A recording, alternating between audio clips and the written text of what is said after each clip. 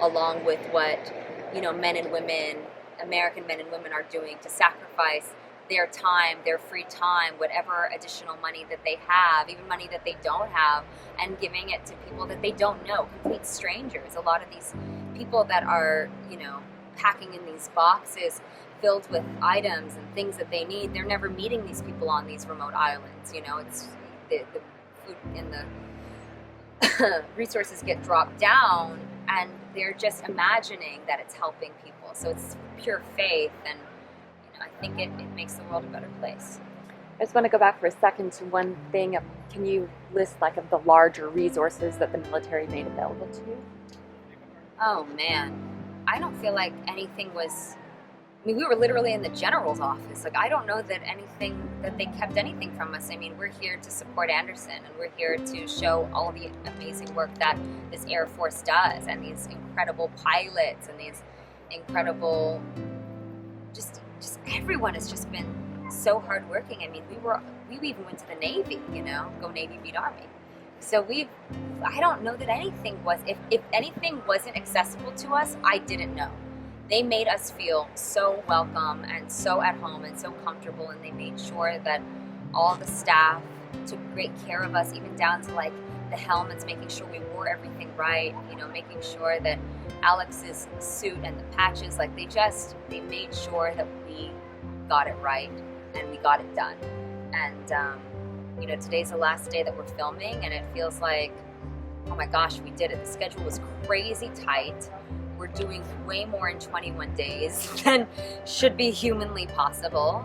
And it's really thanks to people just pitching in and doing everything they humanly could. A lot of us were just doing multiple jobs, like Charlie here, Charlie Cohen. So we're just all trying to be Charlie Cohen and just do what we all can do. Everyone's had multiple jobs, and that's the only way that you can get something this huge done. So did you have an exciting plane ride one day? Oh, I was in the cockpit the day that we did the drop, and I think that the people in the cockpit just didn't get sick, because I was really surprised when I walked back and it was just a row of puke bags, and everyone, the whole crew was just totally sick. And I felt for them. I was like, man, that's intense. And I'd never been in a plane that did that. Not sure I would have gotten in it had I known that it was going to do that. I was on the floor in the middle of a take, for sure, because I just didn't have, gravity was just weighing me into the floor of the plane, and I was holding on to Xander but we got it done, and it was crazy. And for me, I'm a bit of a nervous flyer, even though normally I'm on a plane every few days. I always thought that if a door opens, the movies are going to get sucked out. It's not true. You're not going to get sucked out. Who is Erica? Who's your character? Miller is an aide in Washington for a Congresswoman, Bradford. And Erica Miller is she's very focused on her career. She's single, and for a reason. She is somebody that prioritizes her work first. She's somebody who has a lot to prove. Her mother was in politics, and once her mother passed, I feel like a huge reason why she wanted to kind of double down on her work is to feel even closer to her mom, closer to what her mom experienced while she was alive. And she's got a loving relationship with her father, but I think there's an interesting dynamic there, because her father did get remarried, and life is moving on, but Erica hasn't. So there's a part of the character where she's forced into this environment that requires change of how you view things. Things aren't always so black and white. And me, as Kat Graham, am very black and white. Things are this or they're that, and there's no in between. And even on this film, I've changed, and things aren't always so black and white, and the character has started to realize why she's in politics in the first place, and why she loved her mother so much in the first place, and why she actually enjoyed Christmas. And you see that, and you see, especially after the scenes we shot today, why she falls back in love with Christmas. She understands. I think a lot of times, and I know a couple people that have lost family over the holidays, and it's a tough time for a lot of people, even people that are single. I've had some really hard Christmases myself where I just am like, I'm not going to celebrate, I'm not going to do anything. But you remember, if you can find that one thing that made you fall in love with it in the first place, it's a memory of your mother, a memory of your father, or, you know, a love that you had, and you find that part of yourself that can love again, you can bring that magic back, you know, that just because the person's gone doesn't mean the memory can't continue. How was it having Christmas in the tropics? Did it feel Christmassy? It did, actually, but not in the traditional, because we've done the very traditional Christmas. We shot it in North Bay, Canada for holiday calendar, and it felt very, very, very traditional, very snowy white Christmas. We nailed that. And then out here, it felt like family and joyful, but it also is like people have different experiences during the holidays. Not everyone has a white Christmas. I mean, a huge part of the world is not having snow in December.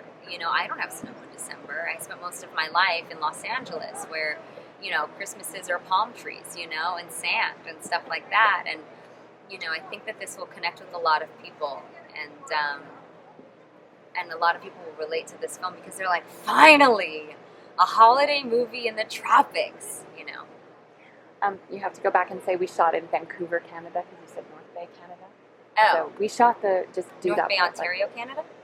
But didn't you shoot it in Vancouver? That was for holiday calendar. Yeah, holiday calendar. She was talking about a different movie. A different movie. She did Okay. for Netflix, yeah. Okay. Well, then we don't have to go back. Okay. You had it good out there anyway. Alex, so who's Alex's character and how was it working with Alex? Tell us about that. Alex plays Andrew Jantz, who, when I first meet him, I think he's just kind of just maybe getting by on his looks, a slacker. Here I am, you know, girl from DC, working my way up through every single means necessary, putting my hours in, and here is this guy surfing at the beach, enjoying his little break, you know, hanging out at the marketplace. And I'm like, are you doing anything? So, you know, we kind of, I don't want to say trick the audience, but we make them almost see my perspective a bit more because he is so likable and he is so charming and he is so laid back about everything. But he gets it all done. He is somebody who actually I find out is incredibly focused and just has a way of finagling things, you know. He's somebody that will find the right angle and uses his charm and his wit and his knowledge to do more. So he's not just a pretty face. He's somebody that actually can get it done, and he helps Erica find a middle ground in who she is and who she can become, and that she doesn't have to compromise her happiness to get something done. She doesn't have to be stoic and rigid to get the message across to even Congresswoman Bradford at the end. You know, she's like, it's about the people. That's why we're doing this. Are there any more things that you want to say in sound bites, just knowing what the material that you have? Do you want to make? I just want people to know that this is real. There's real people living in these outlying islands that don't have access.